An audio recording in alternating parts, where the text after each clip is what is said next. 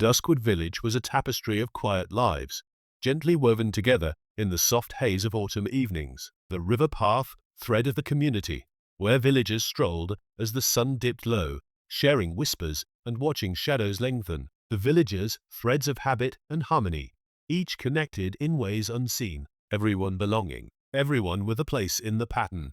Then Sir Reginald Hawthorne was found dead on the riverbank, and the tapestry began to unravel. The police saw a simple robbery gone wrong, but Miss Marple saw a loose thread, one thread that, when pulled, would reveal the whole dark pattern. The weaving begins. Chapter 1. The Twilight Thread. Miss Marple stepped down from the afternoon train at Duskwood Station, clutching her small suitcase in one hand and her knitting bag over her arm. She had accepted the invitation of her old friend Vicar Edmund Price, who sought her gentle company while recovering from a mild pneumonia. The early autumn air carried a sharp chill, and she drew her woolen shawl tighter, catching the faint earthy smell of morning rain still lingering on the platform. Duskwood Village lay spread before her like a carefully woven tapestry, its threads of cottage life and quiet routines interlaced across the gentle valley. Thatched roofs huddled along narrow lanes, their gardens still bright with late roses whose petals released soft fragrance into the wood smoke drifting from every chimney. The high street bustled gently, bakers calling out, the ring of the blacksmith's hammer, footsteps crunching on gravel paths that curved toward the central green where the church bells sounded their measured toll. Beyond the village proper stretched the famous river path, a favorite for evening walks. It meandered beside the slow-moving river Dusk, through meadows where sheep grazed and bleated distantly, past ancient oaks whose bark felt rough as old tweed under curious fingers. Cool mist rose from the water even on warm afternoons, bringing refreshing pockets of breeze, while the rustle of leaves and the occasional kettle whistle from an open cottage window formed the village's familiar soundtrack. At the heart of it all stood Hawthorne Manor, its Georgian elegance marked by smooth marble steps and velvet curtained windows that caught the last gold of the setting sun. Miss Marple walked the short distance to the vicarage, a sturdy stone house beside the church. Vicar Price greeted her warmly, his handshake firm despite his recent illness, his voice carrying the comforting texture of much-used leather. Inside the sitting room a fire crackled cheerfully, driving back the damp cold outside. A tray waited, strong tea steaming in china cups, crisp toast spread with tart lemon curd, the faint sweetness of fruitcake on the side. As they spoke of old acquaintances and village news, she unpacked her knitting, a delicate lace shawl in twilight purple wool, its pattern already showing intricate twists that mirrored the winding river paths beyond the window. Sir Reginald Hawthorne, the village's wealthiest landowner, ruled much of the surrounding acres from his manor. In his mid-60s, he presented a stern, upright figure, silver hair neatly combed, mustache waxed to sharp points, always in tailored tweed that spoke of discipline. His evening walk along the river at precisely 6 o'clock was a village institution.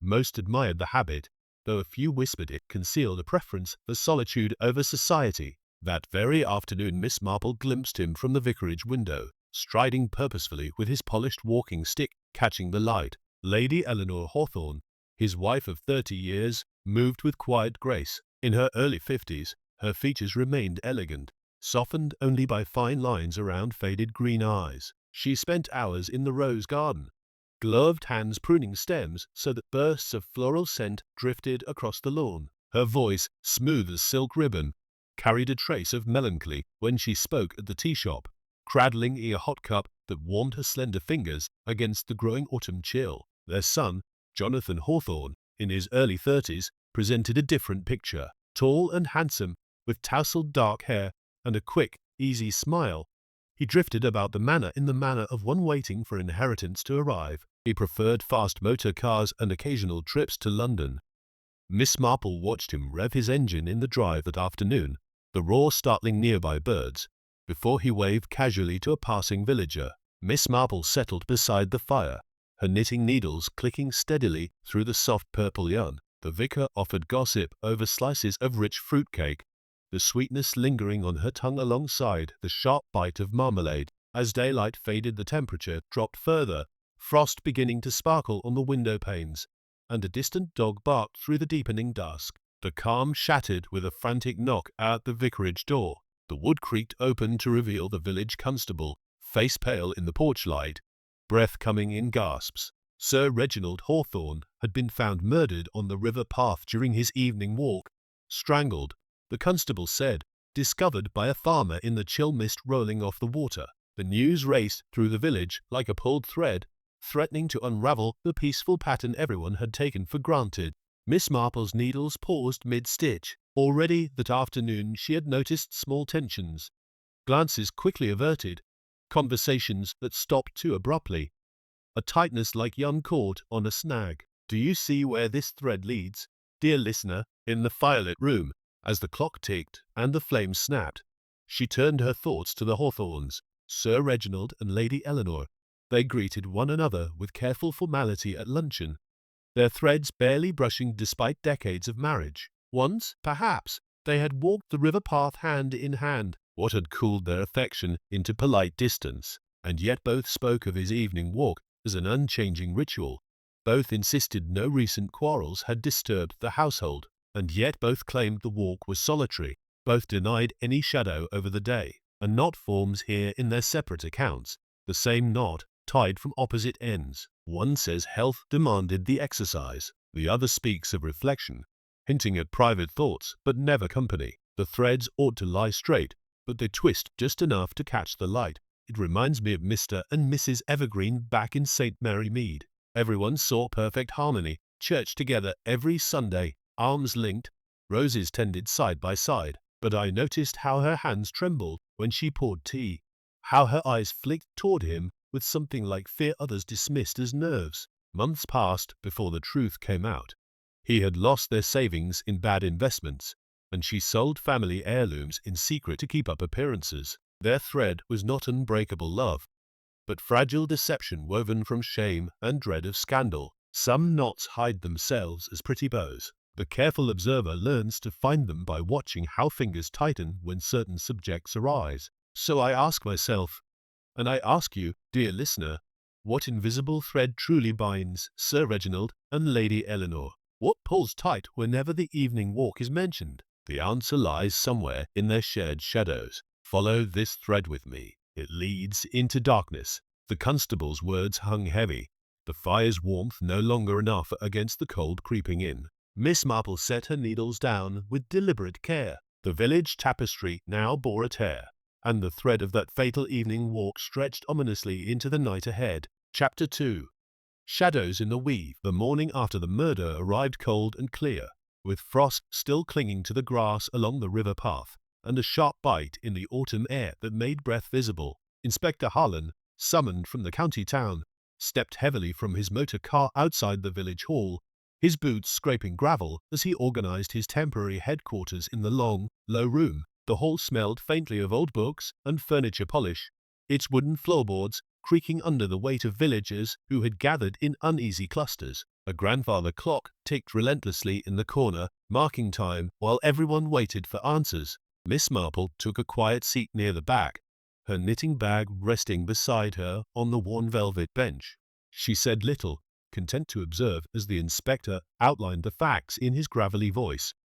Sir Reginald found strangled on the riverbank during his customary evening walk. No obvious signs of robbery since the wallet remained in his pocket. No clear footprints preserved in the damp earth. A refreshing breeze slipped through an open window, carrying the clean scent of fresh-cut grass, but it did little to ease the stuffy tension inside. Lady Eleanor Hawthorne was called first. The interview took place in the Manor's drawing room, where pale sunlight filtered through crisp linen curtains and lay in soft squares across the polished oak floor. Miss Marple found Lady Eleanor standing near a vase of dried flowers, her slender hands trembling slightly as she arranged the brittle stems. Grief had drawn dark shadows beneath her faded green eyes. Her elegant features looked pinched, as though the night had drained color from her skin. The room held the faint comforting smell of lavender sachets tucked inside drawers, overlaid by the gentle crackle of a small coal fire that fought the chill. "Oh, it is all so dreadful," Lady Eleanor said, her voice smooth but unsteady, as she smoothed the starched collar of her blouse with nervous fingers. Miss Marple settled into a deep chair cushioned in velvet, drawing her twilight purple shawl from its bag. Several rows of delicate lace had already formed, the wool soft and yielding beneath her touch. "Tell me, my dear, about your husband's evening routine." Lady Eleanor explained that Sir Reginald always left the house at precisely 6 o'clock for his walk along the river, returning by 7 for supper. Yesterday had been no different. He had kissed her cheek lightly before departing. No cross words, no unusual mood. He seemed his ordinary self, she said, though perhaps a little preoccupied with business papers. She described spending the hour in the rose garden, pruning late blooms despite the dropping temperature, thorns catching at her gloves, then retiring indoors to prepare tea that warmed her chilled hands. "How very interesting," Miss Marple murmured, her needles clicking in a steady rhythm. When she gently asked whether recent tensions had disturbed their household, Lady Eleanor insisted everything remained comfortable and routine. "We each had our habits, familiar paths, you understand." Yet her voice caught for a moment on her son's name, and she quickly looked away toward the window, where the river path lay hidden beyond the trees. Miss Marple's final question was soft. "One does wonder about those business preoccupations." Lady Eleanor answered quickly, "Nothing out of the ordinary, I assure you." But her fingers twisted a loose silk ribbon from her dress until the fabric creased.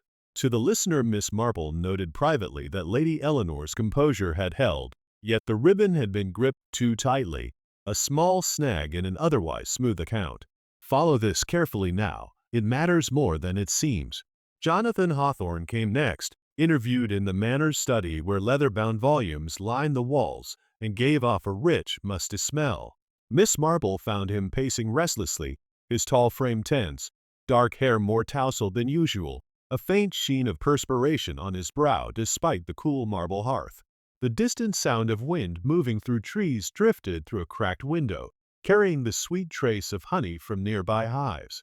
"Can't quite believe Father's gone, just like that," Jonathan muttered, his London-accented voice clipped and brittle as he struck a match to light his pipe. The tobacco smoke curled slowly upward. Miss Marple took a low stool near the desk, her purple shawl growing longer with each careful twist of the needles. "Where were you, young man, during your father's walk?" Jonathan claimed he had been in the garage until well after 7, tinkering with the engine of his motor car. The sharp smell of oil still clung to his hands and sleeves. He had heard nothing unusual, only the familiar creak of the manor gate when his father set out. "We weren't especially close lately," he admitted. "He disapproved of my trips to town, but no real quarrel yesterday." His eyes flicked toward the scattered papers on the desk, then away. When Miss Marple quietly asked about expectations of inheritance, Jonathan's tone sharpened. "It's substantial, naturally, but I didn't need it urgently, not urgently at all," he repeated, the word coming twice like an involuntary tick. He added, almost too quickly, that he had been alone in the garage. No one to confirm it, but surely the oil on his hands proved his story. "People are really very much alike everywhere, aren't they?" Miss Marple said gently, her needles moving automatically through the yarn. Jonathan's parting words carried heat. "Whoever did this will pay, I swear it." Yet he avoided looking toward the window that overlooked the fatal path. Privately, Miss Marple observed to the listener that Jonathan's defensiveness had tangled like yarn caught on a rough edge, his alibi plausible, yet the repeated urgently betrayed anxiety over money. Something tangles in this account. Later, over bland cucumber sandwiches in the village hall, villagers offered fragments of gossip while the inspector compared notes. The aroma of brewing coffee drifted from a side table, grounding the uneasy atmosphere. A neighbor mentioned overhearing Jonathan and his father arguing several days earlier, voices rising sharply before falling silent. Miss Marple paused her knitting, the purple wool held taut between her fingers. Her faded blue eyes held a glint of unexpected steel. "The threads begin to cross here."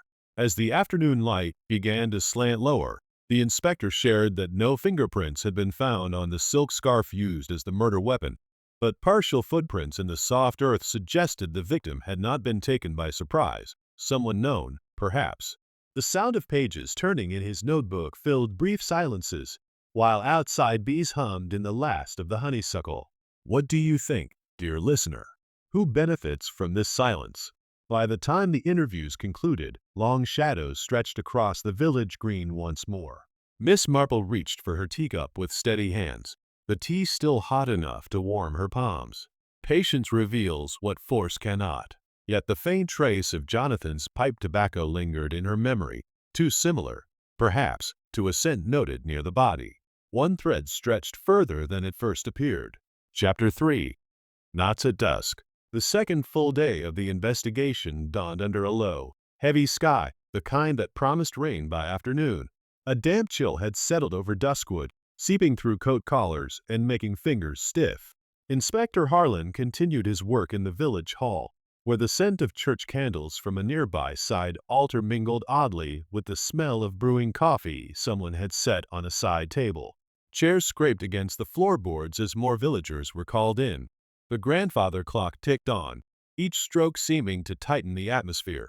Miss Clara Benson, Sir Reginald's longtime secretary, was questioned in the small office attached to the manor library. Miss Marple found her seated at a neat desk of weathered oak, sorting through a stack of correspondence with brisk, almost mechanical movements.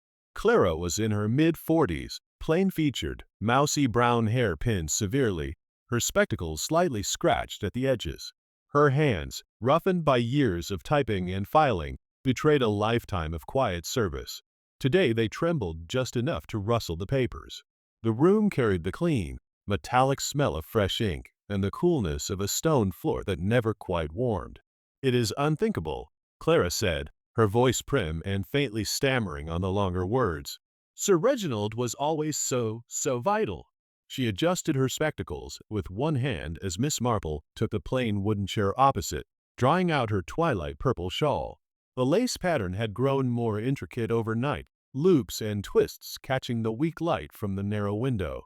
"Tell me, Miss Benson, what your duties were yesterday afternoon," Miss Marple asked gently, her needles resuming their steady click. Clara explained that she had been at the manor until 5 o'clock, taking dictation on several business letters. She then walked home across the village green, reaching her small cottage by 6:30. "I was quite alone after that," she repeated twice, the phrase sounding almost rehearsed.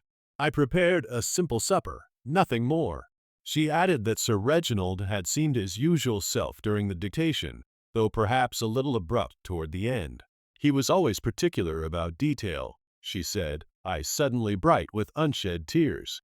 "One notices these things, living in a village," Miss Marple murmured, her needles slowing for a moment. When she asked whether Sir Reginald had confided any recent worries, Clara grew emotional.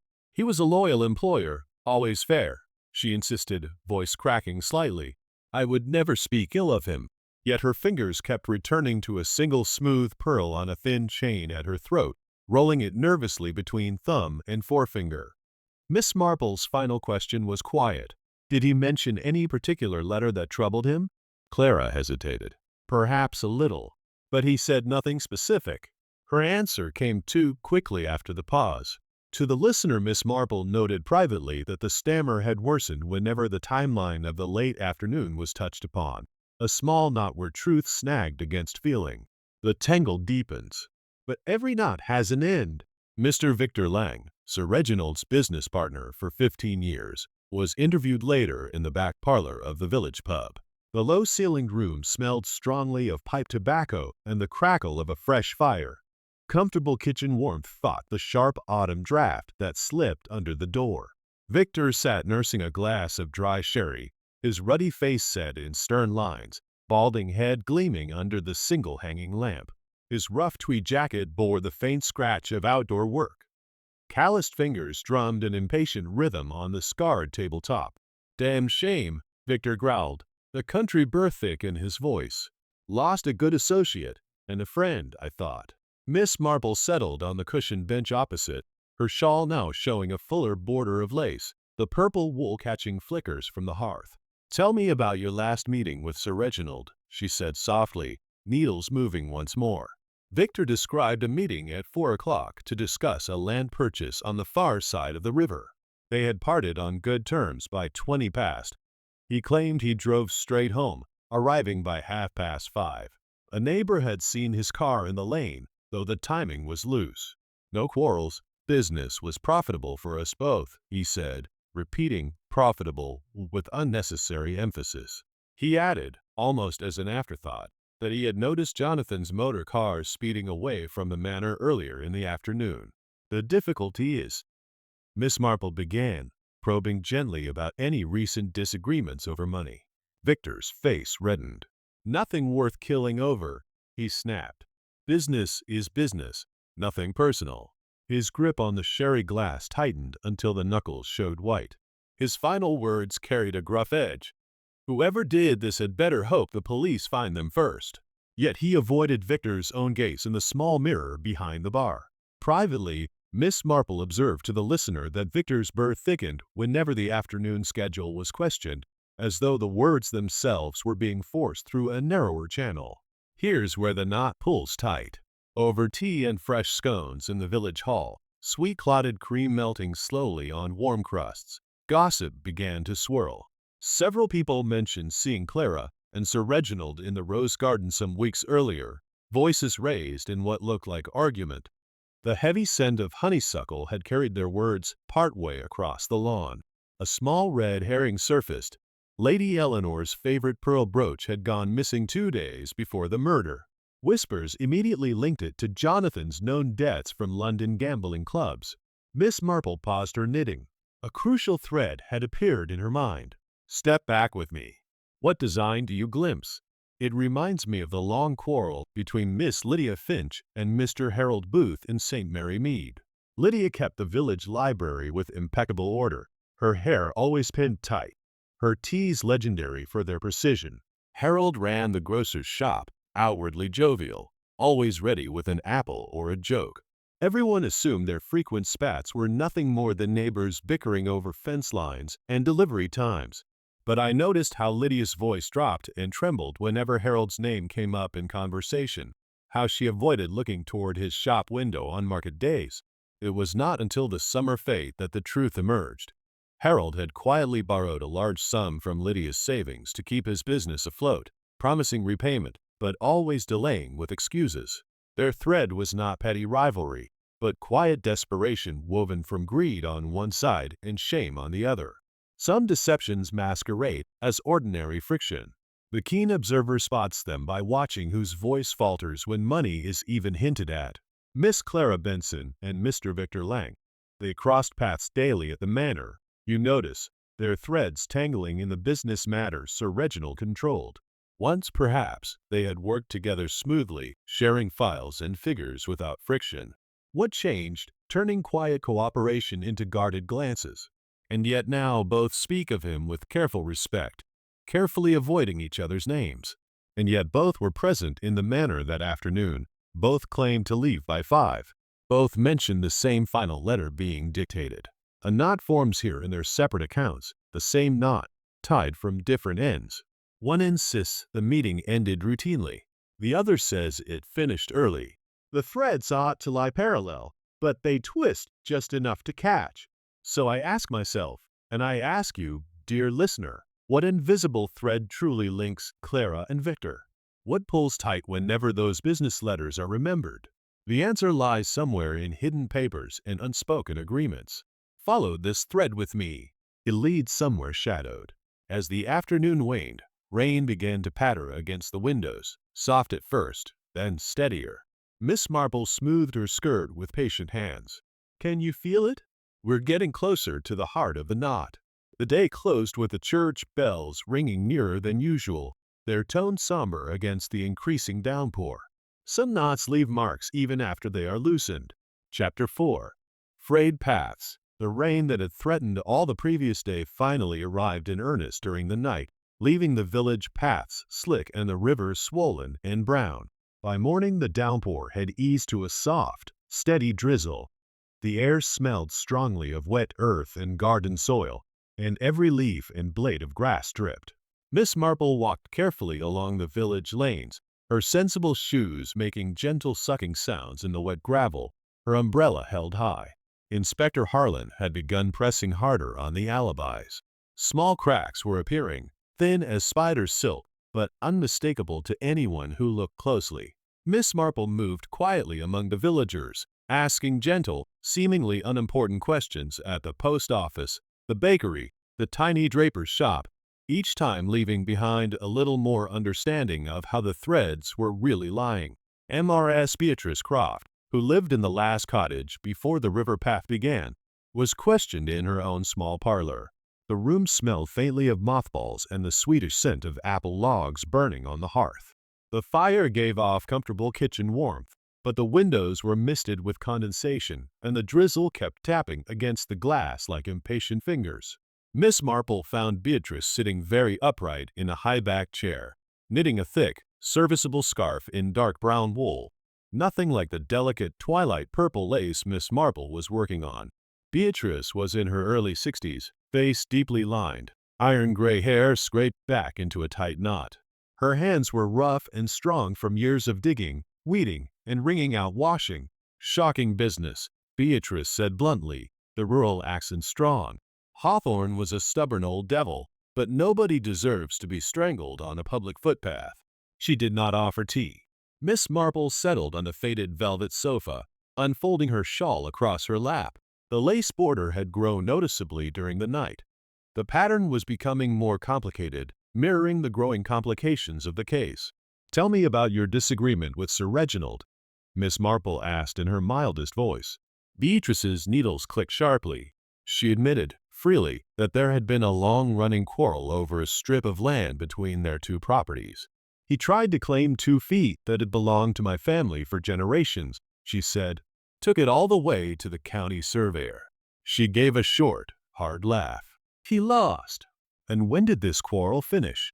"Months ago. All signed and settled." Beatrice's mouth tightened. "Though I still don't trust the man to keep his fences straight." She gave her alibi without being asked. She had been baking all through the evening in question. Bread, pies, a fruitcake. The oven had been going for hours. The cottage had been full of the smell of cooking meat and warming pastry. She had seen Sir Reginald leave his gate at 6 o'clock sharp, walking stick in hand, heading down toward the river as usual. "That was the last I saw of him," she said firmly. "No more." Miss Marple asked quietly whether anyone had visited her during that time. "Nobody," Beatrice answered. "I work alone. Always have." She repeated the last 3 words, "always have," with a certain grim satisfaction. "The past has a long memory in villages, doesn't it?" Miss Marple observed softly. Beatrice gave her a long, measuring look. "Some things are best left buried." Miss Marple's needles moved steadily. "Some things refuse to stay buried." Beatrice's final words were blunt. Whoever did it, they chose the wrong path to settle scores on. To the listener, Miss Marple noted privately that Beatrice's bluntness had the feel of armor, and armor usually covers something tender underneath. Notice how this connects to what we learned before. Later that morning, fresh details began to trouble the earlier statements. Lady Eleanor's claim that she had been pruning roses in the garden until dusk could not be confirmed by any gardener or neighbor. The head gardener had already gone home. The garden boy had been sent on an errand to the village. Jonathan's story of working on his car engine in the garage was questioned when it was noticed that his clothes, the very ones he wore that evening, showed no trace of oil or grease at all. A small but significant piece of physical evidence had been found on the river path. A single coat button, dark gray, good quality, torn off rather than simply lost. It did not match any garments Sir Reginald had been wearing. Miss Marple walked the path herself in the early afternoon. The drizzle had stopped. The air was cool and very clean. She noticed how clearly the footprints showed in the softer patches, and how one set of prints walked beside Sir Reginald's for nearly 50 yards before the struggle began. Someone had walked with him. Someone he knew. A hidden relationship came into sharper focus during a quiet conversation at the tea shop. 2 elderly ladies, sipping strong tea and eating slices of Victoria sponge, mentioned, quite casually, that they had seen Clara Benson and young M.R. Jonathan Hawthorne talking very earnestly together on several evenings over the past 2 months, always near the old apple orchard where the branches hung low and the grass stayed damp even in summer. Miss Marple's eyes sharpened behind her spectacles. She smiled softly, the smile of one who sees what others have missed. "The design grows clearer with every thread we trace." Tension was rising visibly between the members of the household. Jonathan had become short-tempered, snapping at the servants.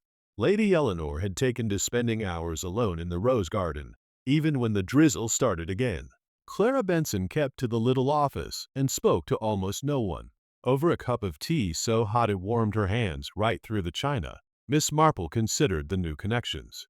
The missing brooch, the disputed land, the secret meetings, the torn button, each seemed important, yet none quite explained the strangling on the river path. Have you spotted it yet? The thread that doesn't belong? As the afternoon light began to fail, a small but startling piece of information reached Miss Marple through the vicar. Years before, Victor Lang and Beatrice Croft had been distantly related by marriage, a connection long since broken and never spoken of. Old parish registers, newly consulted, showed the link plainly. This thread grows taut here. Feel the tension? The day ended with the church clock striking 6, the exact hour Sir Reginald had begun his last walk. Miss Marple stood for a moment on the vicarage step, watching the light fade over the river. The paths were fraying now. Some threads were tearing loose. Here's where the threads begin to cross. Chapter 5. Darkened strands. The drizzle of the previous days had finally lifted, but the sky remained low and gray, pressing down on Duskwood like a heavy wool blanket. The river ran fuller now, its surface dull and restless. Inspector Harlan's patience was wearing thin. He announced that morning that certain alibis would be re-examined with fresh eyes. The first to crack was Jonathan Hawthorne's. A mechanic from the garage in the next village had come forward voluntarily. He remembered Jonathan bringing the motor car in 2 days after the murder, complaining of a faulty carburetor. When asked why the car had not been touched on the evening of the murder, the mechanic was quite definite. The engine had been cold, the tools untouched, the oil on the floor undisturbed. Jonathan had not spent that hour in the garage at all. Miss Marple heard the news while walking slowly along the river path in the pale midday light. The air felt cool and damp against her cheeks. Birdsong had returned, but it sounded thinner now, more cautious. She paused where the struggle had taken place, the grass still flattened, a few broken twigs marking the spot. She noticed again how the footprints approached side by side, as though the two men had been talking quietly until the moment violence erupted. Back at the manor, the atmosphere had grown thick and explosive. Lady Eleanor had taken to her room. Clara Benson worked in silence in the little office, eyes red-rimmed. Jonathan paced the corridors like a caged animal. It was into this charged quiet that the next revelation fell, hard and sudden. Inspector Harlan's men, searching Sir Reginald's study more thoroughly, discovered a small packet of letters tied with a faded blue ribbon, hidden inside a locked drawer whose key had been overlooked in the initial sweep. The letters were in Clara Benson's neat, precise hand. They spoke of devotion, of promises made in whispers, of a future plan together. The most recent was dated only 10 days before the murder. One sentence stood out. When the time comes, you will leave her. You promised. The confrontation took place that same afternoon in the drawing room. The fire had been lit against the lingering chill. Its crackle was the only sound for several long moments after the inspector laid the packet on the low table. Jonathan burst in first, summoned from the garden. His face was already flushed with anger. "So it's true," he said, voice shaking. "You and my father." "How long?" Clara stood very still near the window, hands clasped so tightly the knuckles showed white. "It was love," she said quietly. "Real love. He was going to leave, he said so many times." Lady Eleanor, who had come downstairs at the inspector's request, gave a small, wounded sound. "How could you?" she whispered. "In my own house, under my own roof." Victor Lang, also present at Harlan's insistence, grunted. "This changes the picture considerably. Motive enough for half the household." Beatrice Croft, seated stiffly in the corner, spoke for the first time. "Secrets always come out in the end. Always." Miss Marple sat a little apart, her twilight purple shawl across her lap. The lace had grown more elaborate, but now her needles were still. She watched the faces, the trembling hands, the averted eyes. Jonathan rounded on Clara. "You seduced him for money, for position. You thought you'd be lady of the manor one day. Clara's voice rose, sharp with pain. I loved him. He was kind to me, kinder than anyone has ever been. He said I understood him in ways no one else did. Lady Eleanor pressed a handkerchief to her lips. You understood nothing. You were convenient. That is all. The room filled with overlapping voices, accusation, denial, grief, fury. Miss Marple let them speak until the first rush of emotion began to ebb. Then she spoke, very softly. I'm afraid that isn't quite true, is it, dear? All eyes turned to her. Sir Reginald's life held more shadows than most of us realized, she continued. The letters tell one story, but there are others. She nodded toward the inspector, who produced a thin ledger found in the same drawer. Entries showed regular payments, not to Clara, but to gambling clubs in London. Large sums. Debts mounting over years. And among the creditors, M.R. Victor Lang, who had quietly lent money to cover the worst of them. Victor's ruddy face darkened. Business, he muttered. Nothing more. But the ledger told another tale. Increasing pressure, threats thinly veiled as reminders, a final note dated 3 weeks earlier. Payment due by month's end or matters will be placed in other hands. The victim's hidden life lay exposed. A man respected in the village who had secretly gambled away thousands, borrowing from his partner to keep the truth from his family. Miss Marple's needles remained still. Her faded blue eyes moved from face to face. Miss Clara Benson and M.R. Jonathan Hawthorne, they clashed so fiercely now, you notice, their threads snarling like brambles at dusk. Once, perhaps, they shared a quiet understanding, both resentful of the same man in different ways. What turned alliance into accusation? And yet now each flings blame at the other, each claiming the higher ground. And yet both knew of the drawer in the study. Both had access. Both were seen near the desk on the afternoon of the murder. A knot forms here in their separate accounts, the same knot, tied from opposite ends. One speaks of ignorance, the other of discovery after death. The threads should lie straight, but they twist. It reminds me of the sad affair between young Tommy Pierce and Widow Simmons in St. Mary Mead. Tommy was the baker's boy, bright smile, flower on his sleeves, always ready with a cheerful word.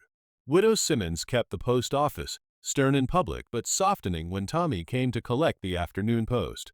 Everyone saw harmless flirtation, village gossip at its gentlest. But I noticed how Tommy's deliveries took longer and longer, how the widow's hand lingered on the counter when their fingers brushed. It was not until the harvest supper that the truth unraveled. They had been lovers for months, and Tommy had been forging postal orders to pay for their secret plans to run away. Their thread was not innocent friendship, but desperate passion woven from love and guilt and the fear of being found out. Some strands darkened slowly, almost invisibly, under the weight of secrecy. The careful observer sees it in the way glances linger a heartbeat too long. So I ask myself, and I ask you, dear listener, what truly connects Clara and Jonathan? What thread stretches tight whenever those hidden letters are mentioned? The answer lies in shared knowledge, and perhaps shared resentment. Follow this thread with me. It leads somewhere very dark. A second red herring had begun to circulate. Beatrice Croft's old grievance over the land was being whispered about again, now tied to the fact that Sir Reginald had once threatened to enclose the disputed strip entirely. Motive enough, some said, for a woman who had lost family ground before. Miss Marple dropped a stitch, a rare thing for her, as she noticed the way Victor's hand shook when the ledger was mentioned. Her fingers stilled on the yarn. A connection had formed. The weave shows its true design now. Over sweet slices of Victoria sponge in the vicarage later that afternoon, the cake moist, the jam bright, the tension reached its peak. The village felt smaller, the threads tighter. If you were Miss Marple, which thread would you pull first? As dusk began to gather once more, word came that traces of a sedative had been found in the dregs of Sir Reginald's sherry glass from that final evening. Not enough to kill, but enough to slow, to weaken, to make a strong man vulnerable on a lonely path. Truth and lies twist together in these words. Chapter 6. Echoes from the Loom. The third morning after the murder brought a change in the weather. A brisk wind had swept the heavy clouds away during the night, leaving a sharp, pale blue sky and air so clean it almost hurt to breathe. The river path, still muddy in places, glistened under the low winter sun. Miss Marple walked slowly toward the old mill on the far side of the village, a place few people visited now that the wheel had long since stopped turning. The mill stood half hidden by overgrown willows, its stone walls weathered to the color of rain-soaked slate. The door creaked on rusted hinges as she pushed it open. Inside, dust motes drifted in the thin shafts of light that pierced the broken shutters. The smell of old flour lingered faintly, mixed with the damp chill of stone and the faint metallic tang of forgotten machinery. She had come here because the vicar's elderly aunt, Miss Agnes Price, lived in the small cottage attached to the mill, and Miss Agnes remembered things no one else did. Miss Agnes was 92, small and bird-like, wrapped in several shawls against the cold. She sat beside a tiny fire whose warmth barely reached across the room. Her voice was soft but clear, the way very old voices sometimes become when everything unnecessary has been worn away. "You want to know about the land deal," she said at once, before Miss Marple had even finished explaining her visit. 23 years ago last Michaelmas, Reginald Hawthorne and Victor Lang bought up the water meadows together. Everyone thought it was a fair partnership, but it wasn't. Over cups of weak tea that tasted faintly of lemon verbena from the packet Miss Marple had brought, Miss Agnes told the story. The meadows had belonged to Victor's uncle, a quiet man who never married. When he died suddenly, the will was contested. Victor claimed the land should come to him. Reginald produced documents, supposedly signed by the uncle, transferring the meadows to a joint company the two men had formed only weeks before the death. The courts upheld the transfer. Victor's family lost everything. His mother died within the year, broken-hearted. Victor never spoke of it publicly again, but the bitterness never left him. Miss Marple listened without interruption, her twilight purple shawl folded neatly on her lap. The lace border had grown noticeably more complex. Each new rose seemed to carry the weight of another revelation. "And Sir Reginald?" she asked gently. "Reginald always said it was legal, fair and square. But I saw the uncle's face the last time he came to the mill to grind corn. He looked frightened. He kept saying, 'They're pressing me too hard.' 2 weeks later he was dead." Miss Agnes paused, staring into the fire. Victor never forgave. He worked for Reginald all these years, smiled in public, but the wound never closed. Miss Marple nodded slowly. The past had not merely lingered. It had woven itself into the present like an old, dark thread pulled through fresh fabric. Later that afternoon she walked back along the river, the wind tugging at her hat and carrying the distant sound of sheep calling across the meadows. She stopped at the place where Sir Reginald had died. The footprints had mostly been washed away by the rain, but the memory of them remained, two sets walking side by side, then chaos.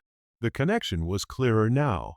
The gambling debts had given Victor immediate leverage, but the old land fraud gave him something deeper, a motive that had simmered for more than 2 decades. Revenge is patient, she thought. It waits like a knot tied long ago, tightening slowly until the moment comes to pull. Miss Marple found a flat stone by the water's edge and sat for a while, letting the cold breeze clear her thoughts. The river moved steadily past, unhurried, carrying leaves and small twigs toward the sea. Time, she reflected, does not bury secrets so much as preserve them. They lie under the surface like stones in a stream, smooth and hidden until the current shifts and they are exposed again. She thought of how often she had seen this pattern, in St. Mary Mead, in other villages, in the quiet lives of ordinary people. Old wrongs do not fade, they wait. They weave themselves into new events, coloring motives, shaping choices. The weight of hidden history is heavy indeed, but it can be borne for years, until one day it becomes too much, and the thread snaps. Patience, she reminded herself, is what separates the hasty guess from the true pattern. Force tears fabric. Gentle pulling loosens even the tightest knot. The past never stays buried, not really. It simply waits for the right moment to rise. Her needles had remained still during the walk. Now, as she sat beside the river, she took them up again. The purple wool moved smoothly through her fingers, each stitch a small act of order in a world suddenly full of disorder. The church bells began to toll in the distance. 6 o'clock, the hour when Sir Reginald had always set out on his walk. The sound carried clearly across the water, mournful but steady. Miss Marple tilted her head slightly, the way she did when a new connection formed in her mind. Every thread we've followed arrives at this moment, dear listener. The debts, the letters, the old land deal, they are not separate strands. They are part of the same loom. She rose slowly, brushing damp grass from her skirt. The wind had dropped. The air felt colder now, the light beginning to fade at the edges. Somewhere in the village, preparations for evening were underway, lamps lit, fires stoked, kettles set to boil. Life continued, even when one thread had been violently cut. But the echoes from the loom were growing louder. Miss Marple knew the pattern was almost complete. She could feel it taking shape behind her eyes, like lace emerging row by row from the needles. As she turned toward the vicarage, the first stars appeared above the willows, small, cold points of light. The past had spoken clearly today. It had named its price. That particular tilt of her head meant she was weaving thoughts together. The river flowed on beside her, dark and unhurried, carrying its own secrets toward the sea. Chapter 7. Pattern emerges. The wind that had cleared the sky the day before held steady through the morning, sharp and cold, carrying the faint metallic scent of frost across the meadows. Miss Marple rose early, breakfasting alone in the vicarage kitchen on strong tea and toast spread thinly with bitter marmalade. The purple shawl lay folded on the table beside her plate.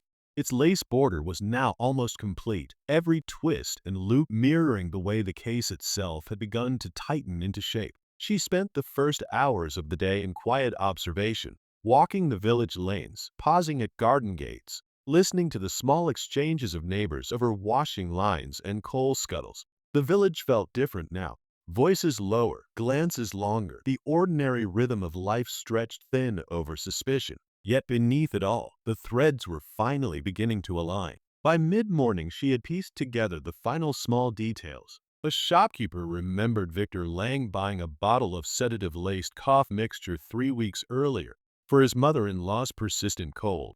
He had said, though the mother-in-law had died 2 years before. The ledger entries in Sir Reginald's study matched the dates of Victor's largest loans, and the footprints beside Sir Reginald's on the river path, measured carefully by the police, corresponded exactly to the size and wear pattern of Victor's everyday boots. Miss Marple returned to the vicarage parlor, settled by the fire, and allowed the pattern to form fully in her mind. She could see it now as clearly as the lace in her hands. Motive, means, opportunity, all woven together by a single dark thread that had run unbroken for more than 20 years. She asked the vicar to arrange a quiet meeting that afternoon, not yet the full gathering, but a careful conversation with those most directly concerned. Beatrice Croft arrived first, her face set in its usual stern lines, rough tweed coat still damp from the walk across the fields. Miss Marple greeted her gently. "Miss Croft, I believe you have known M.R. Lang a very long time." Beatrice's eyes narrowed. "We were once connected by marriage. My sister married his cousin. It ended badly." "Why?" "Because you both suffered at Sir Reginald's hands," Miss Marple said softly. "Different wounds, but from the same hand. And yet you have never accused him." Beatrice gave a short, hard breath. "Accusation changes nothing. I kept my own counsel. Victor," he buried his anger deeper, "worked for the man for 20 years, smiled at him across the table, waited." Miss Marple nodded. "And the land that was taken, it bordered your family's old holding as well?" "Yes, but I let it go. Victor never could." The older woman's voice held no surprise, only a weary recognition. She had suspected for days. She had simply chosen silence until the truth forced its way out. Jonathan Hawthorne came next, alone. He looked exhausted, shadows under his eyes, shoulders hunched. Miss Marple spoke to him plainly. "You are no longer suspected, M.R. Hawthorne. The footprints, the sedative, the timing, none of it fits you. Your father's debts were real, your quarrels were real, but the hand that ended his life belonged to someone else." Jonathan stared at her for a long moment. "Victor?" Miss Marple inclined her head. "The old land fraud. The money he lent to cover your father's gambling. The years of smiling while resentment grew. It was patient work, like a knot tied long ago and slowly drawn tight." Jonathan exhaled. a sound between relief and disbelief. I thought it might be Clara, or even Mother, in some terrible moment of despair. Many threads looked dark for a while, Miss Marple said, but the true one was older, deeper. It reminds me of the case of old M.R. and Whistle and his gardener in St. Mary Mead. Everyone believed the gardener had poisoned the old man. He had motive, opportunity, even the means. We'd killer in the potting shed. The village was ready to hang him on gossip alone. But I noticed how M.R. and Whistle's nephew kept asking about the will, how his hands shook when the doctor mentioned arsenic. It was the nephew who had poisoned the evening cocoa, years of waiting for inheritance, masked as dutiful care. The gardener was cleared. The nephew confessed when the pattern finally showed itself. Some suspicions are bright and obvious, like false embroidery on the surface. The real thread lies quieter beneath. Miss Victor Lang and MRS Beatrice Croft. They stand oddly aligned now. You notice their threads looping back across decades to the same lost meadows. What reunited two people who had every reason to avoid each other? And yet now they speak the same truth, defend the same silence. And yet both were near the mill in the weeks before the murder. Victor to check on drainage, Beatrice to gather willow for baskets. Both claimed the visits were innocent. A knot forms here in their separate accounts, the same knot, tied from different ends. One says routine maintenance, the other says gathering materials. The threads should not cross so neatly, but they do. It reminds me of the feud between the two Mrs. Harbottle in St. Mary Mead. They had quarreled over a shared garden wall for 30 years. One planted roses, the other beans, each accusing the other of encroaching. Everyone thought them enemies for life. But I noticed how they both bought the same brand of seed every spring, how their orders arrived on the same cart. When the wall finally collapsed in a storm, they worked together to rebuild it, not as friends, but as two women who had secretly shared the same dream of a proper cottage garden all along. Their thread was not hatred, but stubborn pride hiding a common longing. Some old enmities mask deeper alliances. The observant watcher sees it when two people suddenly stop avoiding the same subject. So I ask myself, and I ask you, dear listener, what truly binds Victor and Beatrice at this moment? What thread, invisible for so long, pulls tight when the name Hawthorne is spoken? The answer lies in shared loss and shared waiting. Follow this thread with me. It leads straight to the heart of the pattern. Miss Marple set her knitting aside for a moment. The purple shawl was nearly finished. Only a few rows remained. She looked into the fire, watching the flames curl and settle. Behind the mild blue eyes, a pattern was taking shape at last. She knew the truth now, not merely suspected it, but saw it whole. Victor Lang had laced the sherry with sedative during their final business meeting, waited until the drug took hold, then followed Sir Reginald onto the river path. The strangling had been quick, almost merciful after years of waiting. The silk scarf, taken from Sir Reginald's own pocket, had been both weapon and signature, a personal final touch. The complete pattern reveals itself at last. Dear listener, every loose end has found its place. She rose, smoothed her skirt with patient hands, and looked out of the window toward the river. The light was beginning to slant low across the water. Soon the village would gather. Soon the final threads would be drawn tight. The pattern had emerged, and with it, the moment of revelation. Chapter 8. The unraveled night. The drawing room of Hawthorne Manor was lit only by firelight and 4 tall lamps when the gathering took place that evening. The heavy velvet curtains had been drawn against the winter dark. The air held the mingled scents of beeswax candles, wood smoke, and the faint lavender that always clung to Lady Eleanor's dresses. 5 people sat in a rough circle. Lady Eleanor on the sofa, pale and erect. Jonathan beside her, restless. Clara Benson in an armchair near the window, hands clasped so tightly the knuckles showed white.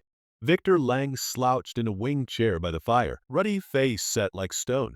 Beatrice Croft upright on a hard chair near the door, as though ready to leave at any moment. Inspector Harlan stood near the mantelpiece, arms folded. He had called them together at Miss Marple's quiet suggestion. Miss Marple has asked to speak to you all, he said simply.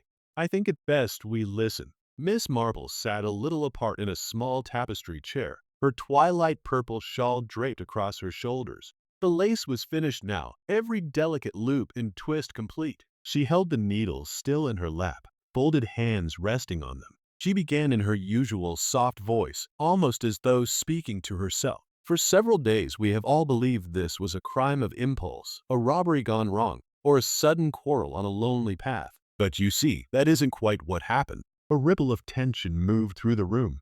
Jonathan leaned forward. Lady Eleanor's hand rose to her throat. Clara drew a sharp breath.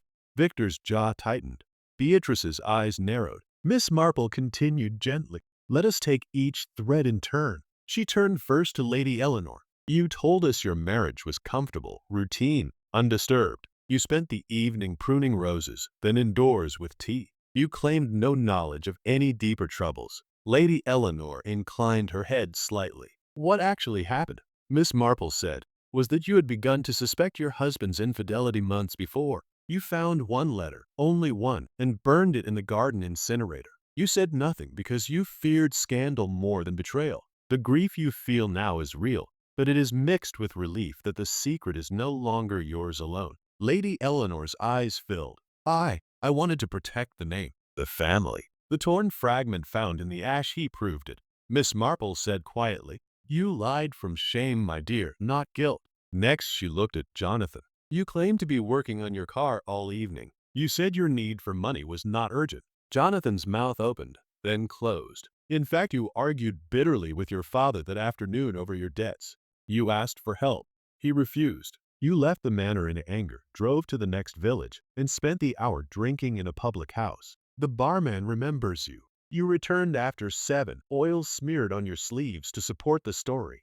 Jonathan exhaled. "I was ashamed. I thought, if people believed I was there, no one would suspect me."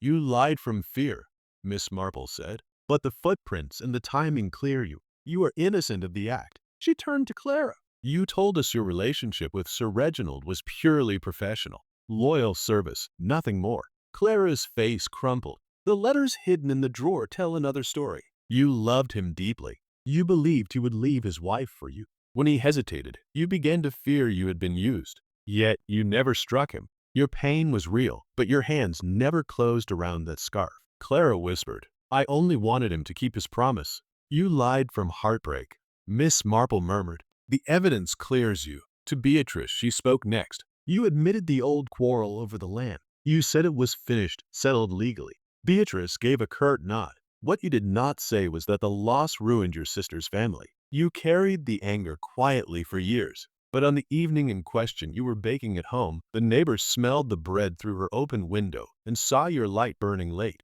You had no time to follow Sir Reginald to the river." Beatrice's shoulders eased a fraction. "I hated him, but I didn't kill him."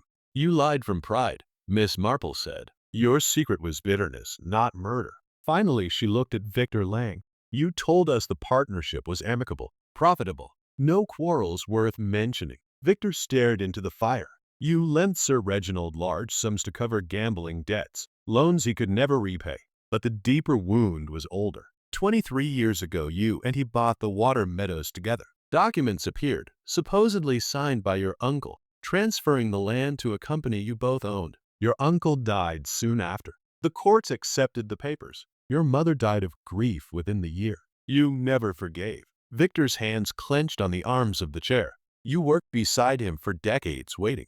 3 weeks ago you bought sedative cough mixture, supposedly for an elderly relative long dead. That evening you met Sir Reginald here in this room to discuss business. You laced his sherry. When the drug took hold he went for his walk as usual, slower, unsteady. You followed. On the river path, when he was weak and confused, you strangled him with his own scarf, a final, personal insult. You left the body where it would be found quickly, hoping the obvious signs of struggle would suggest a chance meeting with a stranger." Victor's voice was hoarse. "You can't prove any of it. The chemist's receipt for the sedative," Miss Marple said gently, "the matching footprints, the ledger of debts, the timing of your car seen near the mill the week before, where you disposed of the empty bottle, and the scarf taken from his pocket while he was still dazed. The thread that betrayed you was patience itself. You waited too long, M.R. Lang.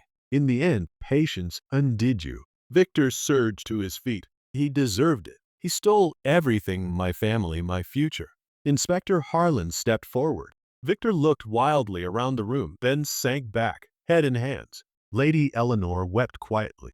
Jonathan reached for his mother's hand. Clara stared at the floor, tears falling unheeded. Beatrice gave a single nod, as though a long burden had shifted. The inspector placed a hand on Victor's shoulder. "Victor Lang, I am arresting you for the murder of Sir Reginald Hawthorne."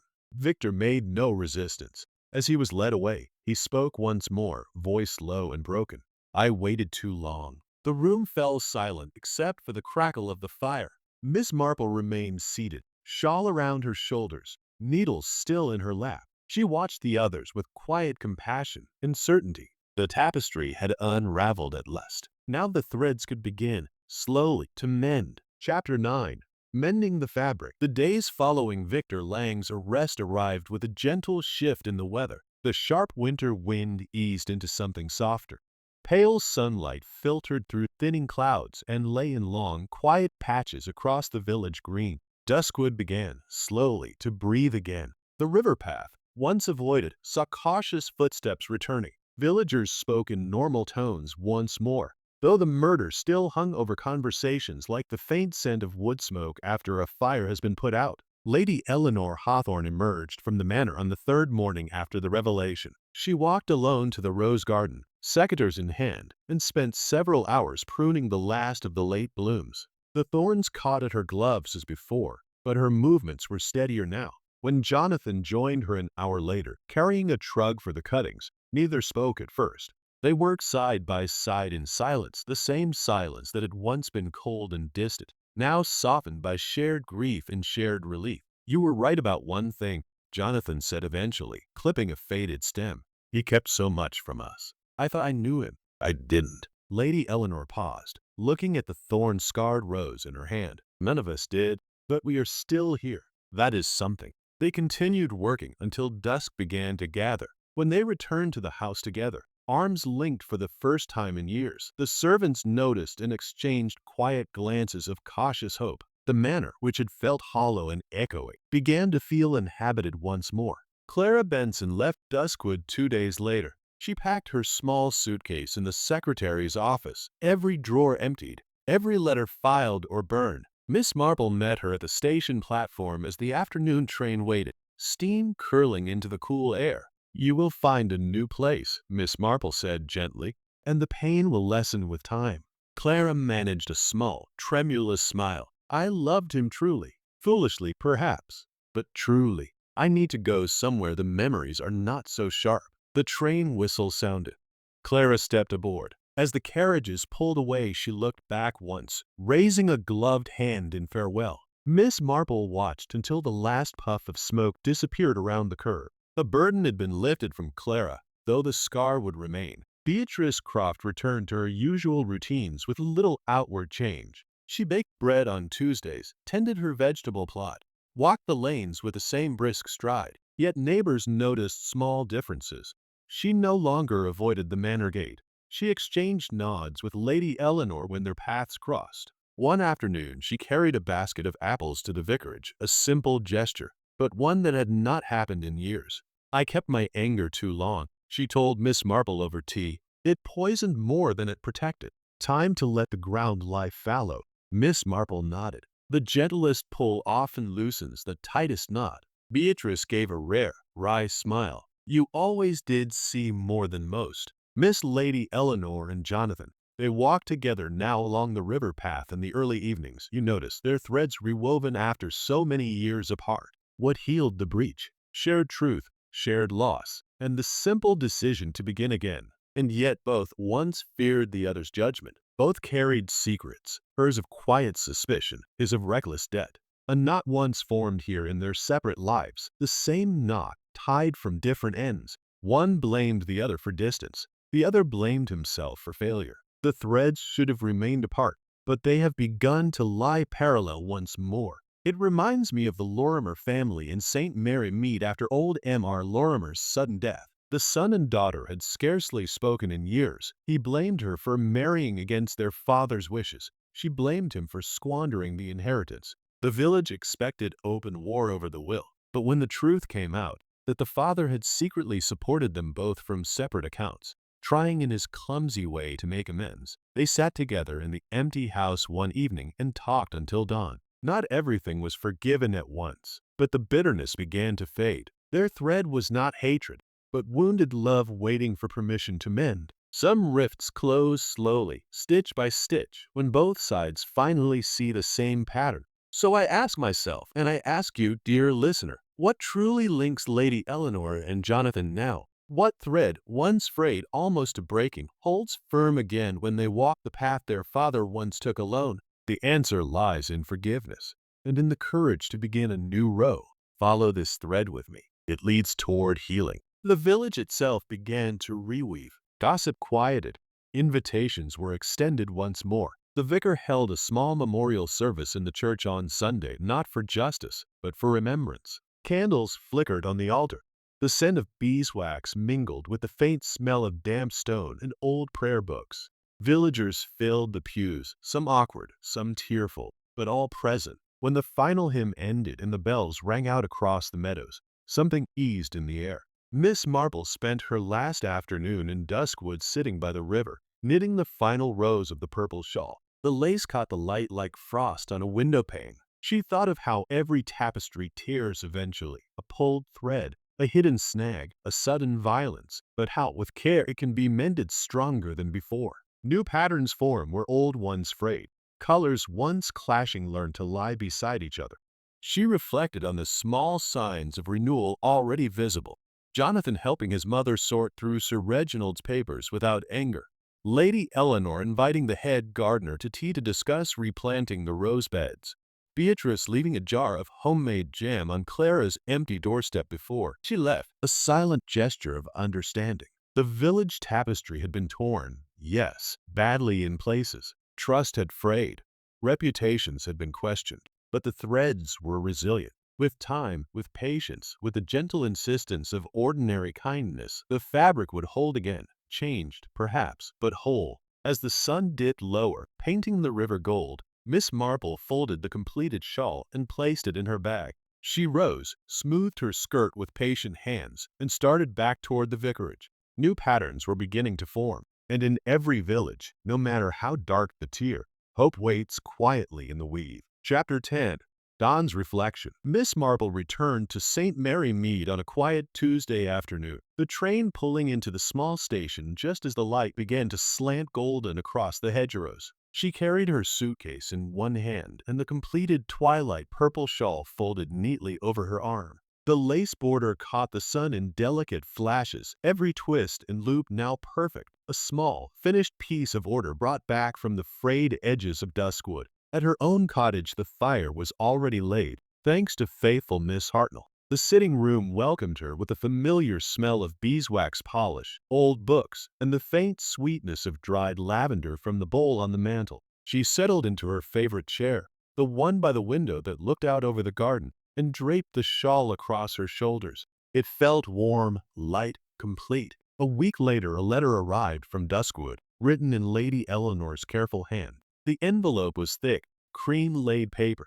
Inside lay several sheets and a small pressed rose from the manor garden. Lady Eleanor wrote that the house felt quieter now, but not empty. Jonathan had taken over the management of the estate with surprising steadiness. He walked the river path every evening at 6 o'clock, not out of habit, but out of a kind of quiet tribute. "We speak more openly than we have in years," she wrote. "The truth, painful as it was, has given us permission to begin again." Clara Benson had found a position as secretary to a solicitor in a market town some distance away. She writes that the work is steady and the people kind. Lady Eleanor added, "I think she is healing slowly." Beatrice Croft remained much as she had always been, baking bread, tending her plot, walking the lanes. But she had begun attending the village whist drives again after an absence of nearly a decade. She brought apple jam to the last one, Lady Eleanor noted with quiet amusement, and stayed until the end. Victor Lang awaited trial in the county prison. The letter did not dwell on him, only to say that the village had quietly removed his name from the War Memorial Committee and the parish council. No one spoke ill of him in public. The wound was too deep for easy words. Miss Marple folded the letter and placed it beside her teacup. She sat for a long time looking out at her own garden, where the late roses still bloomed bravely against the first frosts. Human nature, she reflected, is remarkably consistent.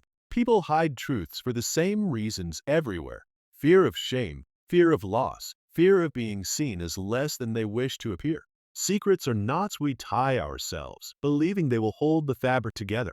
Yet it is the knots that eventually pull the threads apart. Love binds, fear binds, guilt binds, hope binds, sometimes all at once, so tightly that no one can breathe. Patience is what loosens them, not force. A gentle tug, a quiet question, a moment of stillness by the fire. These reveal what anger and haste only tangle further. In every village, in every life, the pattern is the same. Threads cross, snarl, tear, and, with time and care, mend again. It reminds her of the case of old Mrs. Bantry's nephew in St. Mary Mead, the one who had seemed so charming, so devoted, until the silver began to disappear and the debts mounted. Everyone thought the housemaid guilty.